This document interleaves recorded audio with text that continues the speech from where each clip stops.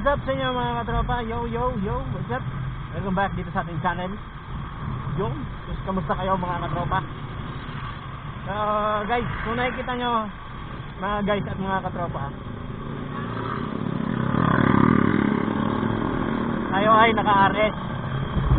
So ito guys, bago natin ibenta, review na rin natin para sa mga makakabili.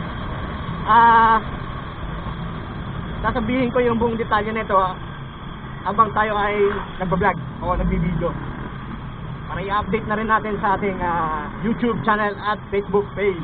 Yan mga katropa, huwag nyo sanang kalimutan na ako i-follow at supportahan sa ating channel mga katropa. Okay, yeah, alright. So ito si RS150 mga katropa,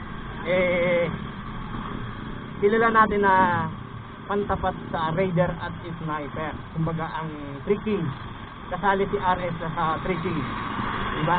Sa mga underbone na kayang tumakbo ng mga 150 o mahigit pa. Ang CPI 150 lang. Yan. So ito na ating review o details nitong ni RS150 Honda. Para sa mga makakabili nito, ipopost ko. Yun. So mga katrap, nag-let go kasi ako ng isang bike o yung akin talagang personal ng bike para pasukan yung konting income lang, di ba? Yung buy and sell, baka malay mo, di ba? So mabalik tayo mga katropa.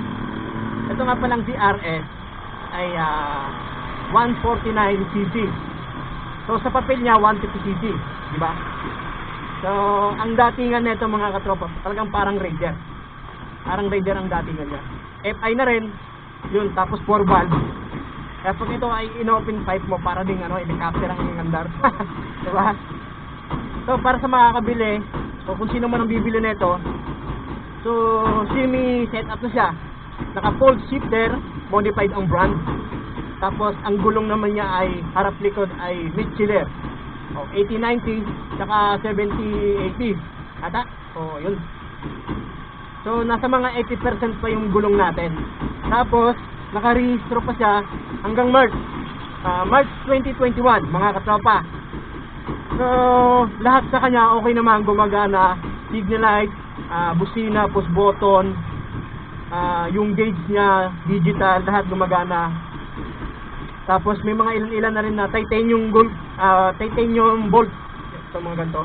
Tapos meron na rin CP charger, saka ito sana nalaglag din dito sa CP holder. Tapos may box din to mga katropa, DB box, at heavy duty na rin yung kanyang bracket. Yan. Tapos mga katropa, saka camel back. Camel back na upuan, tapos ano pa ba? Bago ang kadena, bagong change oil. So yung makakakuha nito talagang gamit na lang. Yan. Yun. Tapos kumpleto siya sa papel, original ORCR at open deed of sale na rin. Kumpleto rin sa ID. Yan. So may konting issue lang to mga katropa, yung dito niya may putol, yung sa headlight may gasgas. Natumba lang sa parking lang, hindi na-stand ng maayos, tumubsob yung mukha. So yun lang naman ang issue sa kanya mga katropa. So stock na stock ang makina, tahimik, talagang swabe.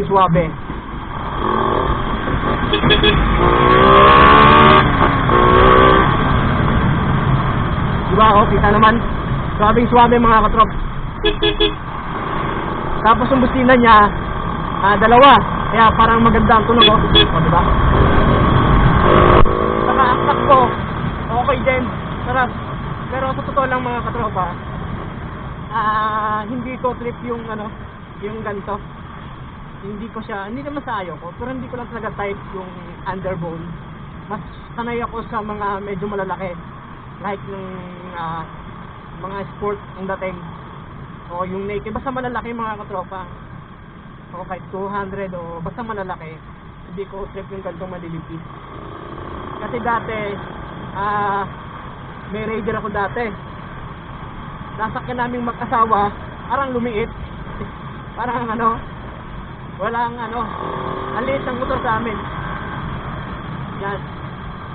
Yan mga katrops. Saka dalawa na rin ang susi nito, original na dalawa ang susi. Yan. Tapos, meron na rin siyang assigned plate number. Kaso wala pa yung plaka. Pero may plate na, may number na para sa iyo. Yung kaya pinagawa na lang to ng virtual plate. Yan. Yun mga katrops, bayin nyo na to. Wala kayong pagsisisihan pag ito nakuha niyo. Talagang gamit na lang. Yan. Yan mga katropa, sana nagustuhan nyo itong ating video at meron kayong naiintindihan ng mga kahit konti. Yan guys, huwag nyo sanang kalimutan na ako supportahan dito sa ating channel, sa ating video, sa ating vlogging lahat. Yan mga katropa, maraming salamat sa inyo. Please don't forget to like and share at i-subscribe nyo na rin mga katropa. Ito nga pala, Born to be Live. Peace!